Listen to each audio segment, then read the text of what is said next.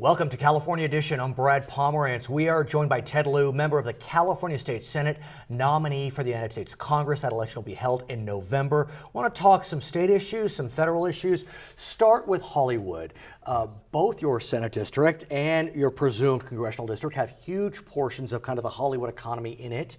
We know that after a lot of machinations, we will see an improved tax credit program in California. Tell us about it. Yes, so the existing tax credit program was for 2 years at $100 million. I was a co-author of that legislation, and I'm very pleased that we have now expanded it to 5 years at $330 million per year.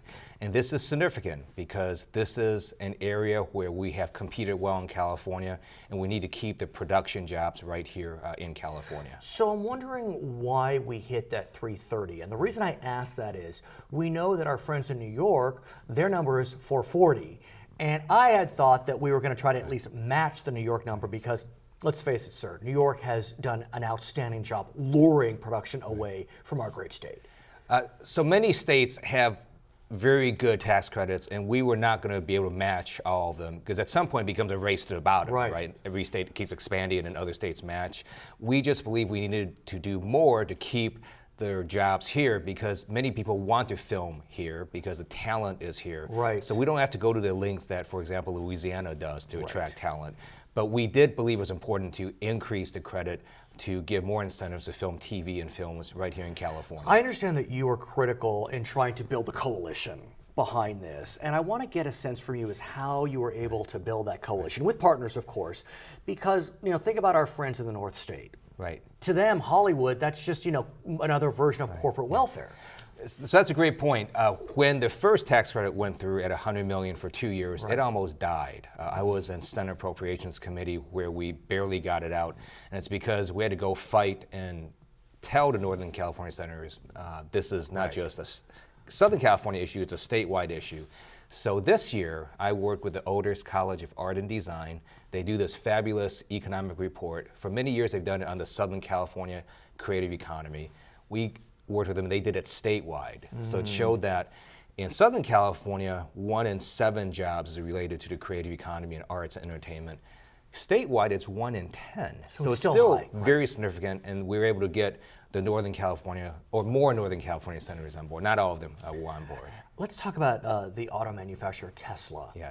It's interesting, I learned this, about a third of all Teslas sold worldwide sold in California. Yeah. And there's been a lot of conversation about whether Tesla would put its battery factory in California. We were out, we were in, we were out. It appears we're out. Correct. Nevada has decided to offer, quite a package. A package that some say is just way too generous and will not benefit Nevada in the end. What's your sense, sir? I believe Nevada gave away the store when they did their package. And what's very interesting is Nevada actually had to reduce their film and TV tax credit by over 85%. And then they took that money and applied it to this Tesla package. But the other thing that we were not willing to do in California, and there's going to be some irony here when you think about Tesla selling very green electric cars in California, they wanted a full-blown exemption to the California Environmental Quality Act, one of our signature laws. And we just were not going to do that. We were going to make them follow California's environmental laws. And that was also a factor. We simply were not going to bend on that. But that being said, there is discussion about whether CEQA is too onerous. And so was this an example of, CEQA may have driven away potential business? So what you would do is you would change CEQA so it applies to all businesses. You wouldn't just give a full-blown exemption just to Tesla, because that's just completely unfair. The corporate welfare that people despise in the end. That's correct. Special exemptions for stadiums or whatever it is. That is correct. If we can, sir, I want to shift to foreign affairs. You are running for Congress, and I want to get a sense from you about some specific issues. I think it's fair to say that your district is more pro-Israel than many in the country. I mean, we live in a pro-Israel nation, but your presumed congressional district, the west side of Los Angeles, very pro-Israel. Talk to us about what you're hearing, what you're seeing, what you're learning as this issue is now on your plate. Sure.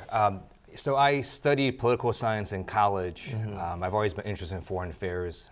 I did active duty in the Air Force. I'm now in the reserves, 19 years. Of course. To advance in rank, you have to take continuing military education. And throughout their training education I've taken, it's very clear to me that Israel is a profound and unique ally of the United States. They are a democracy in a very troubled region of the world. Right. They are a bulwark against terrorist states and terrorist nations, and the U.S. must defend Israel. I also believe that Israel has the absolute right to self-defense. They have the right to have Hamas stop launching rockets and to disarm Hamas. They have the right to stop these tunnels from being dug into their territory. And I fully support U.S. efforts to help Israel with the Iron Dome defense system, with funding so Israel can defend itself. How would you respond, though, to those that would say, yes, Israel has the right to defend itself, but in the recent Gaza conflict, their response was disproportionate? So ultimately, we need a two-state solution, and everyone wants peace there. The problem is if you have an entity next to you that's launching 3,000 rockets into your territory, you have to respond. So I think it's wrong for the U.S. and other nations to apply a different standard to Israel. If, for example, Mexico or Canada launch 10 rockets into U.S., not let alone 3,000, the U.S. would have a military response. Can I tell you, I went to an event, this is a few years back, put on by the Los Angeles City Police Department. Right. They brought in an expert from Israel, interestingly, and they extrapolated, and they said, and this was 5 years ago, right, that if Mexico was launching missiles into California at the rate that missiles are launched into Israel, right, we would have, at that point, 250,000 missiles already launched into California. Correct, because you have to think about the scale of right, how small Israel right, is, how close its neighbors are. Would we ever allow Never. Mexico to launch Right. one missile, Right. let alone 250,000? Now, the Israeli army also, if you look at their policies, if you look at the systems they put in place, they go to great lengths to not kill civilians, not cause collateral damage. They will launch warning shots. They will make calls to people in those areas to tell them to leave. They'll text people. They'll drop leaflets telling folks they're about to strike. Now, sometimes in the fog of war, you will either have mistakes made, or if soldiers intentionally violate the law of war, then they should be disciplined or prosecuted. But as a system, the Israeli Defense Forces go to great lengths to not cause civilian casualties. I must ask about a recent incident at our port. I had no idea that the kind of Israeli-Palestinian conflict was coming right to our port. There's a movement called the BDS movement, Boycott, Divest, and Sanction.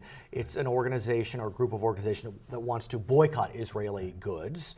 And they were trying to convince some laborers at the Long Beach and Los Angeles ports to refuse to unload cargo from a vessel coming from Israel, Zim Haifa. You were clear on what you thought about that. Yes. So I issued a statement commending their international longshore workers for unloading the cargo from the Israeli flag vessel. I oppose the BDS movement. I think their tactics are wrong, and we should not damage California's economy and the Southern California economy because of the BDS movement. And all vessels who come into our ports, they have cargo, we should have the longshoremen unload them.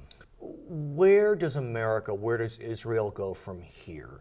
Now attention is being focused on ISIS and ISIL and Syria, but look, this is an intractable problem that's plagued this world for just I still decades. believe you need a two-state solution. To me, that is how you only achieve peace in that region, and I think the U.S. can play a significant role in that. I believe Egypt can play a significant role. If you look at what happened recently, it was actually Egypt that brokered the ceasefire.